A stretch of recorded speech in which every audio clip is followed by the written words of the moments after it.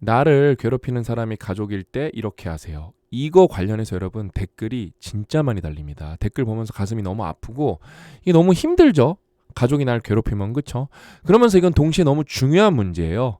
그래서 제가 오늘 이거를 최선을 다해서 5단계로 진짜 제가 가장 가까운 지인한테, 친구한테, 아는 동생, 형, 누나한테 설명을 해주듯이 아주 차분히 설명을 해드릴게요. 제가 중간 광고도 안 넣을 테니까 꼭 끝까지 보시고 여러 번 돌려보세요. 그 다음에 여러분 특히 이 문제는 인생을 위한 최선의 생각 읽어보시면은 정말 많이 해결이 되실 거예요. 오늘도 우리는 여기에서 5개의 글을 읽어볼 거거든요. 근데 다른 글들도 관련해서 솔루션들이 굉장히 많아요. 그래서 꼭 직접 읽어보셨으면 좋겠습니다. 오늘도 본론으로 들어가기 전에 리뷰를 하나 읽어보고 싶은데 굉장히 흥미로운 리뷰입니다. MS님께서 근세기 최고의 성찰이 집약된 책이다. 사실 성서조차도 이 정도의 성찰은 없었다. 너무 과찬이십니다. 너무 감사합니다. 명확한 저자의 사실적 서술은 진실만이 가득한 통찰적 기록물이다. 저는 이게 너무 웃겨서 인류를 이끌어갈 새로운 교주의 탄생이다.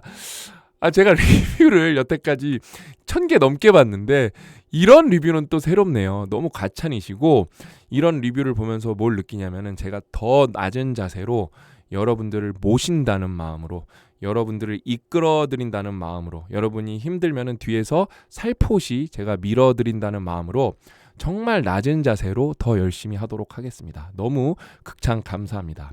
오늘 이제 본론으로 들어가 보면은 첫 번째, 이기심이란 자신이 원하는 대로 사는 것이 아니라 막 내 맘대로 막 이렇게 저렇게 하는 게 아니라 다른 사람에게 자신이 원하는 방식대로 살라고 요구하는 것이다.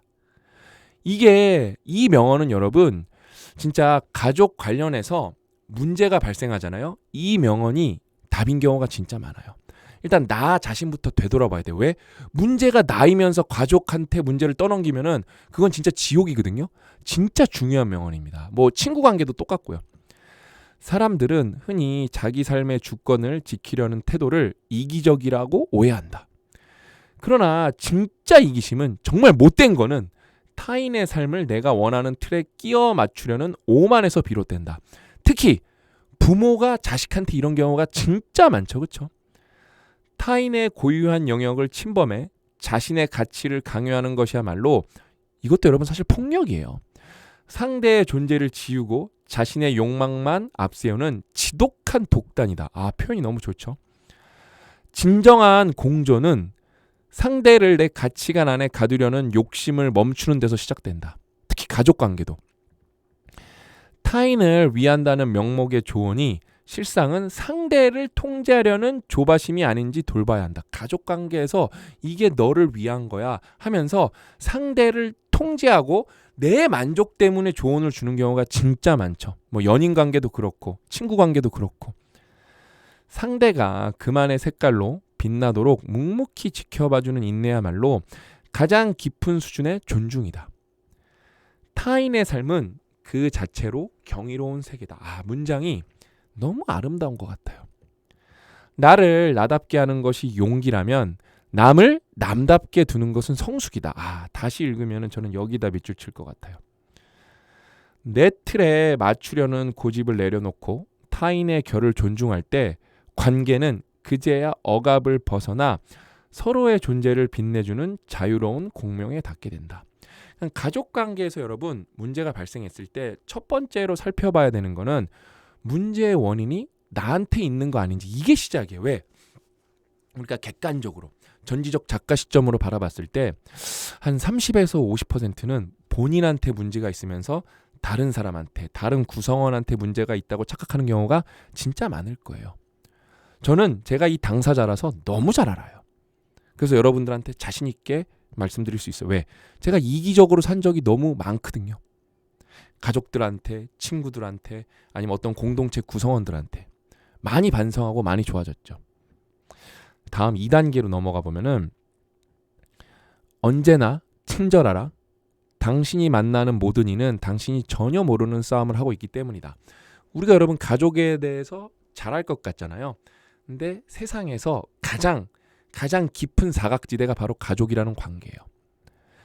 길을 가다 마주치는 사람들은 저마다 보이지 않는 짐을 지고 있다. 가족도 마찬가지예요. 이거 제가 2번 읽어드린 거거든요. 벌써 새롭게 느껴지시죠? 다르게 해석을 하니까, 다른 관점에서 접근하니까. 여러분 진짜 이 책은 한 10번 읽어보셔야 돼요. 겉으로는 평온해 보여도 누군가는 병든 가족을 간호하며 잠을 설치고, 누군가는 경제적 파탄의 벼랑 끝에 서 있으며, 누군가는 오래된 상처와 싸우고 있다. 저도 멀쩡한 것 같아도 여기저기 근골격견 질환 때문에 미칠 것 같거든요. 우리는 그들의 내면을 들여다볼 수 없다. 이게 팩트예요. 우린 겉으로 드러난 것밖에 못 봅니다. 겉모습으로만 사람을 판단하는 것은 위험하다. 무례해 보이는 태도 뒤에 감당하기 힘든 고통이, 냉담한 표정 뒤에는 극심한 피로가 숨어 있을 수 있다. 우리가 보는 것은 빙산의 일각일 뿐이고, 수면 아래에는 우리가 상상할 수 없는 무게가 가라앉아 있다. 그 거대한 무게를 짐작하는 것만으로도 우리의 시선은 한결 부드러워질 수 있다. 문장이, 이거를 좋아하시는 분들이 진짜 많더라고요. 댓글에 이 문장 예술이네요 하는 걸 제가 여러 번 봤어요. 친절은 이 사실을 인정하는 태도다. 상대의 처지를 정확히 알 수 없기에 먼저 부드러움을 건네는 것이다. 가족 관계에서 특히 이게 부족하죠. 가족은 뭔가를 너무 당연시 생각하기 때문에 우리가 가족한테 친절한 경우가 생각보다 드물어요. 정말 드뭅니다. 작은 친절 하나가 누군가에게는 하루를 버틸 힘이 될 수 있고, 사소한 따뜻함이 절망의 끝에 선 사람에게는 희망의 증거가 될 수 있다. 당신도 보이지 않는 싸움을 하고 있듯 다른 이들도 그러하다. 문장이 너무 좋죠. 판단하기 전에 이해하려 하고, 화내기 전에 공감을 떠올려 보자. 친절은 타인의 고통을 헤아릴 줄 아는 성숙함이다. 이 성숙한 배려가 보여 차가운 세상을 조금 더, 이게 너무 좋지 않나요? 따뜻한 곳으로 만든다가 아니라 조금 더 견딜 만한 곳으로 만든다. 이런 글을 여러분 100번 읽었다고 생각을 해보세요. 마음가짐이 바뀌고 세상이 훨씬 더 견딜 만한 곳으로 보이실 거예요. 너무 좋아요. 다시 읽어도 너무 좋아요. 이제 다음 글로 가볼게요. 그래, 이제 이거 알았어. 친절함을 건네야 되고 타인에 대해서 이해도를 높여야 돼. 첫 번째가 뭐예요? 이기심이 없는지 있는지 그걸 파악했어. 그 다음에 이제 친절함을 건네야 돼. 그러면 이제 상대방을 이해하려면 우리가 뭘 해야 되죠? 대화를 해야 되는데 제대로 해야 되죠. 근데 우리가 대화를 제대로 못하는 이유를 제가 알려드릴게요. 대부분의 사람들은 이해하려는 의도로 듣지 않는다. 그들은 대답하려는 의도로 듣는다. 저는 진짜 제가 여러분들한테 이 글 한 5번은 읽어드린 것 같거든요. 못해도 3번? 진짜 많이 읽어드렸는데 이거 읽을 때마다 뜨끔뜨끔해요. 왜? 제가 이런 사람이라서. 오늘도 제가 이렇게 대화를 했어요. 정말 반성을 많이 해야 돼요. 안 그러려고 해도 대화하면서 자꾸 이 의도로 듣게 돼요. 참 이게 나쁜 습관이 고치기가 쉽지가 않습니다. 같은 듣기라도 그 출발점에 따라 대화의 풍경은 완전히 달라진다. 누군가는 상대의 마음을 진심으로 따라가지만 누군가는 자신의 말을 끼워 넣을 틈만 노린다. 이거 완전 저예요. 진짜 한 대 맞아야 돼요. 진짜. 전자의 귀는 상대를 향해 열려 있고 후자의 귀는 오직 자기 차례를 기다리는 신호등을 향해 있다. 표현이 너무 좋죠. 대답할 기회만 엿보며 듣는 이에게 상대의 말은 단지 반박을 위한 재료일 뿐이다. 제가 이 글을 읽으면서 웬만하면 글을 안 썼거든요. 근데 제가 반성하고 눈물 표시했어요. 이런 대화에서는 이해는 사라지고 대화가 아니에요. 순서만 바뀐 2개의 독백이 공허하게 교차한다. 문장이 여러분 진짜 넘사벽 아닌가요? 이런 대화에서 이해는 사라지고 순서만 바뀐 2개의 독백이 공허하게 교차한다. 반면 이해하려는 태도는 말의 속도보다 그 이면에 머무는 의미의 무게를 살핀다. 그 순간 대화는 사람의 영혼이 교감하는 품격 있는 조우로 진화한다. 이것도 다시 밑줄 긋고 싶네요. 진정한 소통은 얼마나 조용히 상대의 말 앞에 머물 수 있는가에 달려있다. 진짜 반성하고 또 반성하고 명심하고 또 명심합니다. 상대를 이기려는 욕심을 내려놓고 그 마음이 닿을 때까지 기다려주는 인내. 그 깊은 고요한 경청 속에서 사람과 사람 사이에 진짜 대화가 시작된다. 가족이랑 이게 쉽지가 않아요. 저도 더 반성을 해봅니다. 특히 부모 자식 간에 특히 부모 입장에서 이게 잘 안 됩니다. 이걸 꼭 해줘야 되는데 특히 대한민국은 장유유서, 연공서열 되게 뭐 어떻게 보면 좋은 문화일 수도 있는데 되게 악용되고 어떤 나쁜 관습으로 굳어진 문화가 많기 때문에 이걸 실천하기가 참 어렵죠. 그렇죠? 이제 경청에 대해서 배웠어요. 그 다음은 진짜 우리가 여러분 가족을 사랑해 본 적이 별로 없어요. 진짜 나는 우리 가족을 그러니까 마음만으로 사랑하는 게 아니라 실질적으로 사랑하는 경우가 저는 30% 안 될 것 같은데요. 이게 어려워요. 제가 쭉 읽어드릴게요. 인생의 모든 무게와 고통에서 우리를 해방시켜주는 한 단어가 있다. 바로 사랑이다. 이 명언은 소포클레스가 한 얘기인데 읽을 때마다 미친 것 같아요. 바로 사랑이다. 여기 이 부분이 예술인 것 같아요. 진짜. 인생은 피할 수 없는 무게를 동반한다. 책임, 상실, 후회, 그리고 끝내 혼자 감당해야 하는 고독까지. 살아간다는 것은 끊임없이 짐을 짊어지는 일에 가깝다. 인생이죠, 이게. 그쵸? 우리는 종종 이 무게를 없애려 애쓰지만 삶의 고통은 견뎌야 할 조건에 가깝다. 없앨 수가 없는 거예요. 그런 현실 속에서 인간을 무너지지 않게 붙드는 힘은 의외로 단순하다. 바로 사랑이다. 진리예요, 진리. 그러니까 사랑은 여러분 고통을 없애지 않습니다. 사랑은 고통을 사라지게 하지는 않는다. 이게 팩트예요. 고통이 없어질 수는 없어요.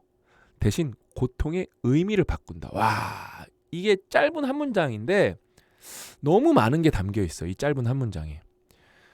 무거운 짐을 지고도 가볍게 걸을 수 있는 이유는 내 마음속에 그 짐을 지고 갈 이유인 사랑이 가득하기 때문이다. 제가 메모 진짜 잘 안 하는데 제가 의도한 게 아닌데 여기에도 또 메모가 짧게 돼 있네요. 엄마 아빠. 엄마 아빠는 그냥 진짜 명백한 목표가 있죠. 자식이라는. 어떤 상황이 와도 이게 너무 무거워도 사랑이 가득하기 때문에 엄마 아빠는 나아갈 수가 있죠. 이거 진짜 대단한 거예요, 여러분. 사랑하는 존재가 있을 때 사람은 쉽게 무너지지 않고 엄마 아빠는 절대 쉽게 무너지지 않아요. 견뎌야 할 순간마다 다시 일어설 힘을 얻는다. 눈물 날 것 같네 갑자기. 사랑은 현실을 바꾸지는 않지만 현실을 견디는 인간을 바꾼다. 이건 진짜 저절로 박수가 나오네. 다시 한번 읽어드릴게요. 사랑은 현실을 바꾸지 않지만 현실을 견디는 인간을 바꾼다. 엄마 아빠가 되면 삶이 바뀌고 인생이 바뀌어요. 사랑은 고통 속에서도 살아가게 만드는 해방이다. 해방이란 단어가 너무 좋네요. 사랑하고 사랑받는 사람은 어떤 고난도 견딜 수 있고 사랑이 없는 사람은 작은 무게에도 무너진다. 그러니까 요즘 세상이 힘들어지는 이유 중에 하나가 너무 사랑이 각박해지는 세상인 것 같아요. 그래서 의외로 이 작은 무게에도 사람들이 잘 무너지는 것 같아요. 뭐 여러 가지 이유가 있겠지만 삶을 견딜 수 있게 만드는 것은 그 무게를 지고 갈 이유를 찾는 것이며 그 이유의 이름은 언제나 사랑이다. 너무 아름답고 너무 훌륭한 글이고 진짜 이런 글을 여러분 10번, 20번 읽어본다고 생각을 해보세요. 인생이 안 바뀔 수가 없습니다. 진짜 안 바뀔 수 있는 방법은 없어요. 이제 마지막. 이 글은 여러분 제가 여기 동그라미가 몇 번 읽어드렸는지 표시해 놓은 건데 4번 읽어드렸어요. 근데 저는 냉정하게 말씀드릴게요. 저는 오프라인에서도 이 관련해서 질문을 너무 많이 받았는데 가족 때문에 너무 힘들어하는 분들이 많아요. 제가 글 읽기 전에 먼저 결론부터 말씀드리면은 앞에 4단계를 다 거쳤어. 사랑도 해보고 대화도 해보고 나 자신 점검도 해보고 그 사람도 이해를 해봤어. 정말 충분한 시간을 가지고 해봤어. 근데도 이 가족이 나를 너무 괴롭혀. 그러면은 저는 안 보는 게 맞다고 봅니다. 그럼 어떤 분들은 그래요. 어떻게 가족을 그렇게 말할 수 있냐? 그분들은 진짜 힘든 거를 저는 경험을 못 해봤다고 생각을 해요. 저는 너무 고민 상담을 많이 해봐갖고 어떻게 가족이 이럴 수가 있지? 그런 사례를 너무 많이 봤고요. 일단은 여러분이 사는 게 중요해요. 그 다음에 떨어져 있으면은 좀 바뀌는 경우가 있어요. 그럴 때는 여러분 가족이라는 테두리에 너무 얽매이면 안 돼요. 여러분이 먼저 사는 게 중요합니다. 그 다음에 다시 가족을 생각해볼 여유를 만들고 어떤 여지를 만들어내야지 당장 이런 가족이라는 어떤 사회적 정체성에 얽매여서 내가 죽을 것 같은데 거기에 계속 너무 힘든 소용돌이 속에서 못 빠져나온다? 그거 너무 위험합니다. 그래서 저는 제가 이거는 분명히 이 가족이라는 테두리에서 떨어지는 게 쉬운 결정은 아니겠지만 일단은 여러분이 사는 게 중요합니다. 이거는 제가 정말 많이 상담을 해드리고 내린 결론이고, 그래서 그냥 무작정 조금 힘들다고 나 가족 싫어 그런 게 아니라 앞에 1, 2, 3, 4단계는 뭐예요? 나부터 내가 할 수 있는 것부터 냉정하게 따져보고 시도해보는 거예요. 아셨죠? 그래서 제가 읽어드릴게요. 나는 오래전에 돼지와 씨름하지 말아야 한다는 것을 알았다. 당신은 더러워지고 돼지는 즐거워할 뿐이다. 이 댓글이 여러분 너무 많이 달렸어요. 그 돼지가 가족이라면 10개도 넘게 달렸어요. 감정의 소모를 불러일으키는 불필요한 분쟁에서 자신을 지켜내는 지혜는 삶의 품격을 결정한다. 수준이 맞지 않는 이와 다투는 일은 대개 정의의 구현이 아니라 다 정의 구현이라고 생각을 하거든요. 아니에요. 나의 영혼을 상대의 저급함에 동화시키는 과정이 되고 만다. 소중한 에너지를 낭비하는 사이 정작 지켜야 할 나만의 평온은 흙탕물 속에 잠겨버린다. 상대에게 상처를 주거나 설득하려는 시도는 때로 무의미하다. 그러니까 여러분 이게 되게 인간적인 한 문장이에요. 왜? 이 사람이 나를 너무 괴롭히기 때문에 이에는 이, 눈에는 눈. 나도 저 사람한테 상처 주고 싶고 너무 저 사람을 괴롭혀주고 싶어. 근데 그게 뭐예요? 무의미하다는 거예요. 진흙 속을 뒹구는 것이 본성인 이에게 그 비열한 다툼조차, 왜? 나도 이 사람을 괴롭히고 싶고 상처 주고 싶은 건 솔직히 말하면 비열한 다툼이 맞는데 그런 사람들에겐 어때요? 이 비열한 다툼조차 유일 뿐이기 때문이에요. 그들에겐 그것도 즐거움이에요. 그들의 방식대로 대응하는 순간 승패와 상관없이 나는 이미 품격을 잃고 상대가 원하는 싸움투에 발을 들여놓게 된다. 가장 현명한 승리는 다툼에 참여하지 않는 당당한 외면이다. 이게 가족관계의 문제면은 뭐예요? 가족이랑 잠시 떨어져야 돼요. 어쩔 수가 없어요. 앞에 4단계 다 해보신 다음에 그것까지 해봤는데도 안 된다. 그러면 가족이랑 조금 떨어져서 지내야 돼요. 여러분부터 살아야죠. 여러분부터 살아야죠. 그러니까 이 책을 여러분 읽어보세요. 진짜 도움 많이 받으실 거예요. 진흙탕 근처를 서성이지 않고 나의 길을 묵묵히 걷는 것이야말로 나를 존중하는 최선의 길이다.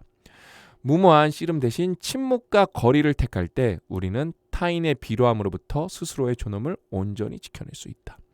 너무 중요한 글입니다. 제가 굉장히 좋아하는 글 중에 하나이고요. 그래서 여러분 이 책은 정말 수준이 높고 정말 DNA에 여러분 뼈에 새겨야 될 그런 정말 인생 교훈들이 많이 담겨 있는 책이거든요. 260개의 글이 있습니다. 그래서 이거를 필사를 원하시는 분들이 많아서 저희가 이제 필사단을 운영하기 때문에 그 필사에 대한 수요를 굉장히 잘 알고 있어요. 그래서 필사 전용집 책으로 오늘 제가 이거 제 친구한테 선물로 줬는데 야 이거 제본이 옆에 되게 멋있네. 약간 조선왕족실록처럼 이게 사철제본이라 그래서 180도로 펼칠 수 있게 그냥 전용 필사집으로 나왔어요. 인생을 위한 최선의 생각 1번부터 100번 101번부터 200번이 거인을 쓰다 1, 2권으로 필사집으로 나왔고 이거 쓰시는 분들 만족도가 굉장히 높습니다. 저도 필사를 해봤어요. 정말 못 쓰는 글씨지만 차분히 쓰니까 그래도 제 글씨도 조금 예뻐지더라고요. 이게 제가 말하면서도 조금 이렇게 머뭇거렸는데 예쁜 글씨입니다, 여러분. 왜? 저 다 알아볼 수 있어요. 왜? 제가 그냥 쓰죠? 저 제 글씨에 여러분 솔직하게 30% 못 알아봅니다. 솔직하게. 근데 감정의 소모를 불러일으키는 불필요한 분쟁에서 자신을 지켜내는 지혜는 삶의 품격을 결정한다. 그래서 여러분 낭독을 해보시고요. 필사를 해보시고 여러분이 쓴 걸로 낭독을 해보세요. 요거 읽는 거랑 템포가 조금 다릅니다. 왜냐면은 줄 바꿈의 위치가 다르기 때문에 굉장히 좋습니다. 이거 해보시는 분들 만족도가 굉장히 높아요. 저도 이렇게 못 쓰는 글씨지만 차분히 필사를 해봤고요. 여러분 오늘도 같이 5개나 읽어보셔서 아시겠지만 정말 수준이 미쳤잖아요. 뭐 어떤 분들은 진짜 성서에 버금가는 책이다. 감히 저는 그렇게 생각하진 않지만 극찬을 해주셨잖아요. 그렇죠? 그 이유는 여러분 이거에 모태되는 책이 거인을 읽다여서 그래요. 거인을 읽다 히스토리가 뭐예요? 이 책에는 1400개의 명언이 있는데 이 명언은 그냥 나온 게 아니라 저랑 고 대표님이 몇 년 동안 10만 개 이상의 코테이션을 진짜 샅샅이 뒤지고 살펴서 찾아낸 1400개의 명언이에요. 그래서 여기 1400개 중에 1000개는 여러분들이 진짜 듣도 보다 못한 명언들입니다. 그래서 깊이가 예술인데 거기에서 260개를 추려내서 설명을 진짜 열심히 했잖아요. 저랑 고 대표님이 인공지능의 도움까지 받아가면서 그래서 정말 역대급 책이 나온 거죠. 그래서 이렇게 읽어보시면 너무 좋고 반대로 읽어보셔도 너무 좋습니다. 왜? 깊이에서 넓이, 폭으로 가는 거죠. 그래서 꼭 함께 읽어보셨으면 좋겠다라고 추천드리면서 저는 여러분들 고민들 댓글로 모니터링을 열심히 하고 있습니다. 그래서 관련해서 또 여러분들 고민이 이렇게 쌓이면은 그거 제가 잘 출연해서 이렇게 또 열심히 인생을 위한 최소한의 생각으로 또 설명을 열심히 해드리도록 하겠습니다. 힘든 분들 모두 화이팅이고 제가 진심으로 응원하고 위로드린다고 말씀드리면서 저는 오늘 여기서 물러가고 다음 시간에 다시 열심히 준비해서 찾아뵙도록 하겠습니다. 또 만나요.